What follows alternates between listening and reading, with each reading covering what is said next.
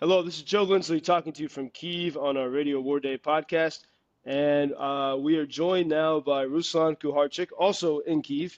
And, Ruslan, we've known each other for a while, and I follow your Facebook commentary about Ukraine's resistance to the Russian invasion, but especially on the cultural, social, and political level. Ruslan is the chairman of the conservative think tank Cabinet of Experts. He also leads United Together for Families, which is the biggest outdoor pro-family movement in Ukraine. You've done that for many years. And you also lead the NGO, civil society, NGO, Visi Razom, everyone together. And one reason why I thought it was very important, Ruslan, to talk with you now is, there's a whole part of the Ukraine story that Americans, especially MAGA Americans, don't realize. The depth of Ukrainian tradition and culture somehow gets ignored. And maybe to jump into this, almost every day right now, Elon Musk, advisor to Trump, is tweeting, "Make Europe great again." And as I hear that, here in Ukraine, I know that Europe can't be great without Ukraine, is my impression of it. But how would you respond to Elon when he says "Make Europe great again," but seems to be ignoring Ukraine?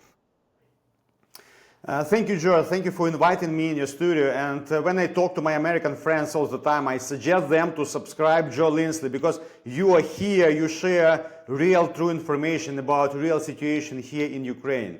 So the topic you cover is really important, because when I hear that messages like "Make Europe great again" or "Make America great again," but let's talk about Europe, of course. Firstly, it means let us come back to our basis, to our background, to our Christian heritage, for example, for true values. So now when I hear that messages and at the same time I do not see Ukraine there, I cannot understand what is happening right now, because Ukraine is a base of traditional values in Europe, in Eastern Europe part. Christianity came to these territories from Ukraine. Education came to these territories from Ukraine. Ukraine is one of the most conservative countries in Europe. So that MAGA guys, they call themselves Patriots. For example, just a few days ago, they had a huge gathering in Spain. So the main word which was used there is Patriots. So MAGA are Patriots guy. So I'm asking everybody, who are the main patriots in Europe right now, who are dying, not speaking for their land, but dying, give their lives for their native land as Ukrainians? So who are, patriots? Well, I mean, So how can we talk about development of patriot movement of national countries in Europe without nation, without country, without people who are not just proclaiming, but fighting for their nation, for their country, for their motherland? And I think maybe this is what's hard for people in America and the West to understand. But, if Ukraine was not at war and you had big political disputes and big protests between the left and the right, Americans might relate to that. But because you're actually in war and everyone, left and right, or whatever you want to say, is fighting together, it's so hard for us to realize it. And I think is there, as I've tried to figure this out myself, like I looked at Poland, the conservative movement in Poland is very close to the White House, to Donald Trump.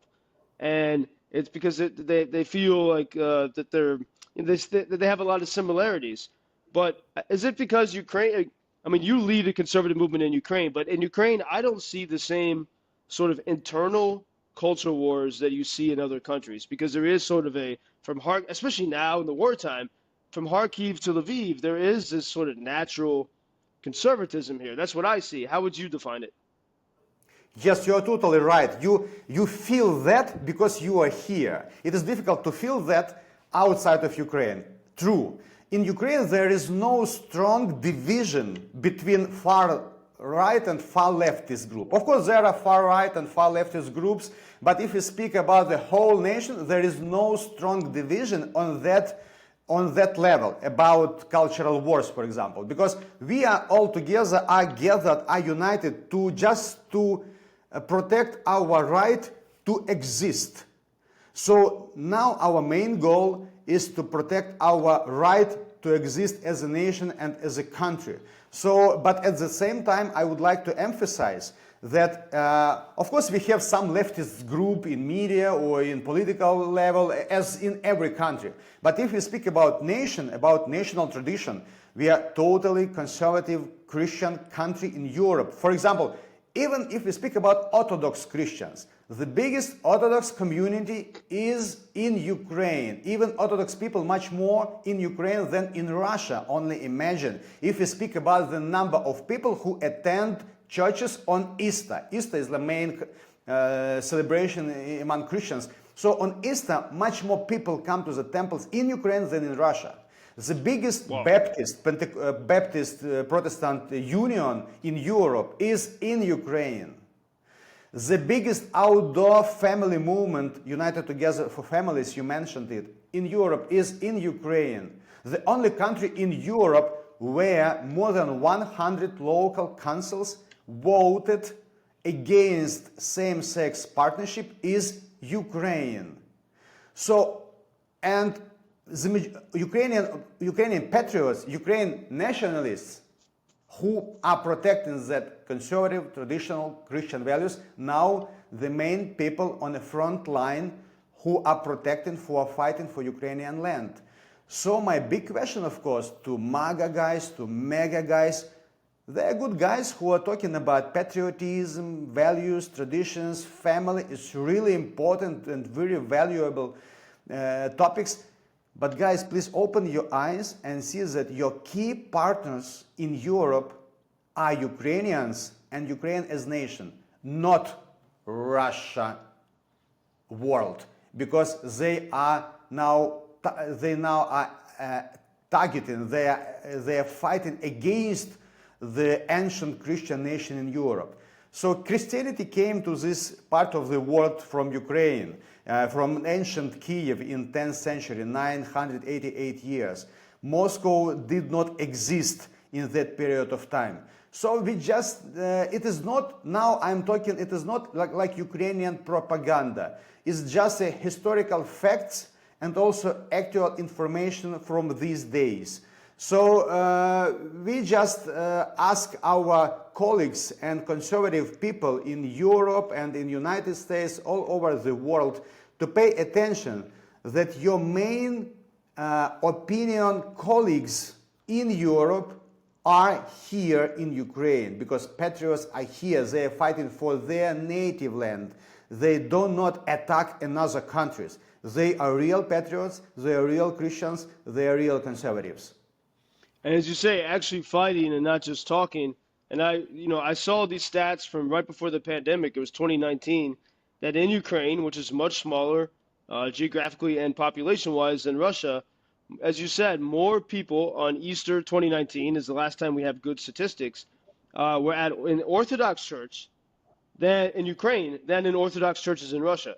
That's an amazing fact. And I think people don't realize, and we should talk about this in future broadcasts, but the devastating effect of the Bolshevik Revolution and of communism, it destroyed culture and religion in Russia, but Ukrainians have held on to it, and that's so much what this war is about. And I want to get your opinion on this.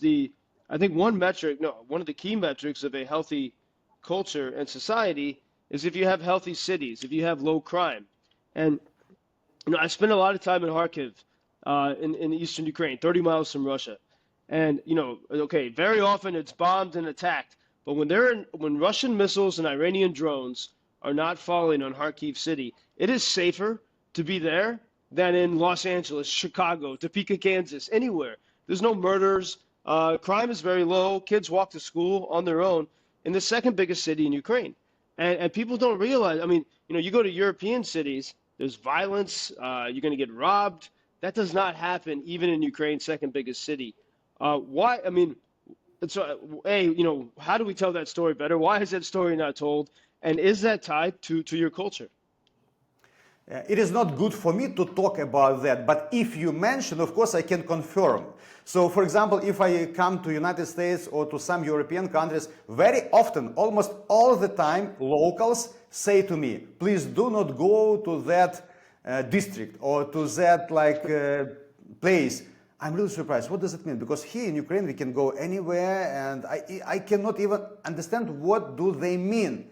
Yeah. Because it is not typically for us. We can freely and safely go and travel any city in any village without risk for our life and our health. So yes, it's true. Ukraine is safe and peaceful country. Ukraine does not want to have a war. It's not our dream to be inside the war. Ukraine, one of the most peaceful country in the Europe.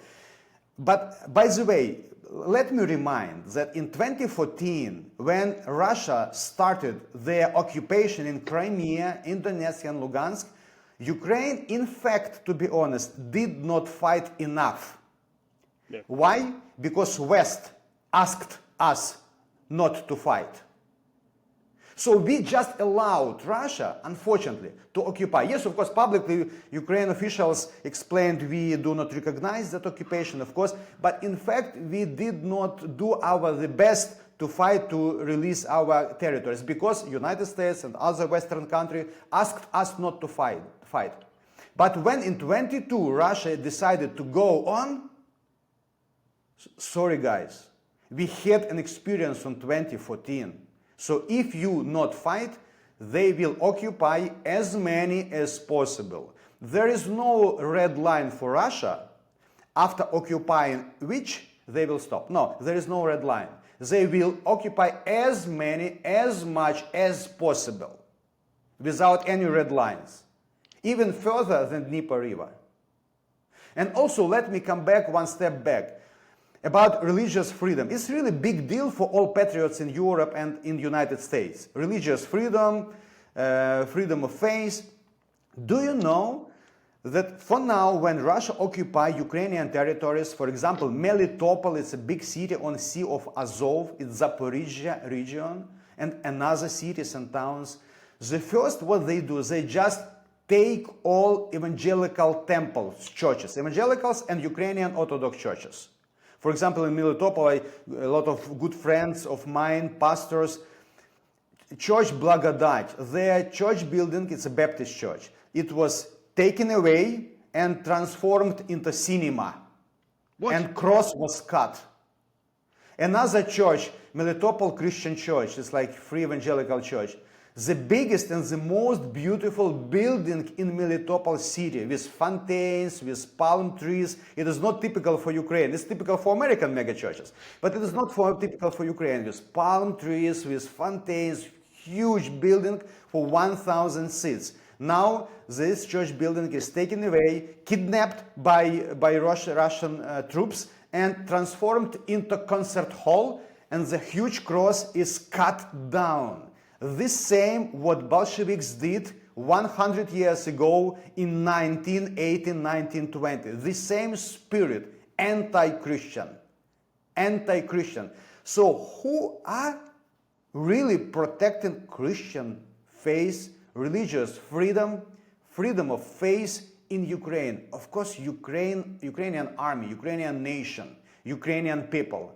But Russians are targeting it. So if we even speak about religious freedom, freedom of faith, religion freedom, we need to remember that Russians, occupants, they do not only destroy cities and kill people, first of all, but at the same time they destroy churches and they cut down crosses on church buildings. They arrest pastors. Now, for now, we have about 3 years of full-scale invasion. About 50 pastors and priests are killed by Russian troops. We have all names of them, so it's real statistics. And hundreds of church buildings are destroyed or transformed into cinemas, into Palace of Culture. And by the way, in Melitopol, one of the churches, the name is Word of Life, it's evangelical church. Their church building is transformed into police office. Police office, jeez. And there's in the Palace of Cultures from the Soviet era, where they were, I guess there's a portrait of Putin there instead of the cross. And I wonder if, as I try to see why is there such a hard time understanding this in the U.S. and if I look at the sympathy among many MAGA people for solidarity with George Maloney in Italy, with Poland, with Ireland, and I think, what do you think? I mean, to me, it seems that if Ukraine were being invaded by people from Syria or Africa on boats through the Black Sea, Elon and everyone would be standing with you totally because they could recognize that. But you're being invaded by the worst type of illegal immigrant, which is the Russian and North Koreans now with ballistic missiles. They are invading the largest country in Europe, but because it doesn't look like the typical picture of illegal immigrants, because they're not just on, sad people on boats. These guys have ballistic missiles and tanks, but they are literally illegal immigrants. And I mean, I don't think you can't get worse than what they're doing. But why is it? Is it because of optics? Because the war is something so foreign to us now that we can't even make sense of it? Why do you think there's such a barrier why is it so hard for people who believe in faith, family, freedom, for example, who believe in they sing country music songs about fighting for this stuff in the U.S. Why is it so hard for them to see what's happening here in Ukraine? I think, you see, even for us here in Ukraine, it's difficult to believe that this is a real reality. That the biggest country in the Europe, Christian country, with 40 million population, it's not like far on Asia, on African continent, but in the center of Europe. So for many people in Europe, in the United States, on American continent, it's very hard for them to accept that reality. But yes, it is true. And this situation is provoked, is organized by Russian occupants, by Putin, by Kremlin regime, and by Russian soldiers, of course. So they made that situation. Ukrainians want to live and to stay in Ukraine. Ukraine is a well-developed country. Ukraine is totally peaceful country. So it's a huge tragedy for all of us. A lot of my friends now are refugees in different countries. And my board member of our organization, Vitaly Vinogradov, he was just killed in Bucha, and his body was laying on the street during 29 days until on April 1st he was found by his relatives. So this tragedy touch almost every family in Ukraine right now. So it is not honestly to close eyes and on this situation. Now it is the situation is not better right now than in 2022. So please keep paying attention on Ukraine and on this terrible war which is now in our country. Ukraine does not want to have a war. Ukraine wants to have and to live in peace. Ukraine just, the situation is very, very simple. So when somebody try to explain, it is very difficult to understand, not very simple. No, it's very, very simple. One country, Russia, wants another country, Ukraine, to stop exist. Yeah. Very simple situation. They just want us to stop exist. So what is difficult to understand? It's not a civil conflict in Ukraine. Of course, when we speak about civil conflicts in different countries, sometimes it's difficult to understand who are right, who are not right. But the war in Ukraine is very simple to understand. One country, Russia, wants another country, Ukraine, to stop exist. So if somebody cannot understand or pretend that cannot understand, this person is not fair. It is not honest. It is not honest. Well, and Ruslan, as we close, in the next last 2 minutes here, I think it's also important to focus on what is strong, what is the hope here, what is strong here, and President Trump during the campaign, really in September and October, because he'll repeat the same idea for like a few months at a time, and the idea that he was repeating about Ukraine in the fall was out of sympathy. He said, "Oh, Ukraine, it's so sad. All the Golden Dome churches are destroyed." But then he kept saying Ukraine is gone. And I think evangelical Christians had successfully shown him what Russia was doing, but they forgot to tell part of the story. They forgot to tell that, yes, these churches are destroyed in parts of Ukraine, but the rest of Ukraine is holding on. when I go to Lviv on a Sunday, I've never seen a city with more people in church. And so Ukraine, what I want to, if you have a last message for this conversation today, what is the thing that still exists here that is worth defending? And what is your, if you were to speak to President Trump in like 1 minute, what's your message? One, very like clear marketing message about the opportunity that we have here in Ukraine. We in Ukraine are fighting for faith, freedom, and families. So it's really a stronghold, it's a basis of our nation. So we just want to keep our families, our churches, our cities and villages safe. We just want to keep staying here in our country. So of course, we are very grateful for American nation for standing with us.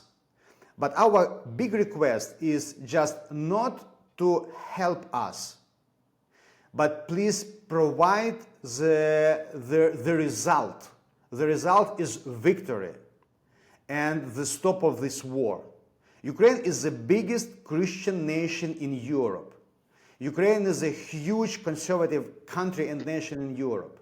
So if we want to make Europe great again, it is impossible to do without Ukrainian nation and without Ukrainian country. Well, Ruslan, thank you. And as you say that, I think also Ukraine has the most battle-experienced army in the free world. So what better ally in this crazy, insane world? What better partner? I can't, throughout all the countries in the world than Ukraine. Same values, totally same values. None of the insanity that we see in other places. Sort of what Americans are embracing now, and the best military in the free world with the best experience, the most battle experienced military. That's a pretty good deal, I'd say. That's true. That's true. Well, Ruslan, in the description, we'll make sure to share the link for those who can follow you and your commentary on Facebook. And it's very important to hear your voice. And I want to have more of these conversations. And one thing we didn't even touch on, which we can talk about in the future, USAID funding. You have a very good, interesting perspective on that. Some of the waste, fraud, and abuse that you've seen with USAID funding here, and how there's good things that it's funded and bad things. I think that'll be a good topic for the future. And you don't hold back in your commentary. And so I want Americans to hear your voice. So, Ruslan Kuharchuk, thank you so much. Дуже дякую. Thank you. And do перемога. Thank you, man. Thank you.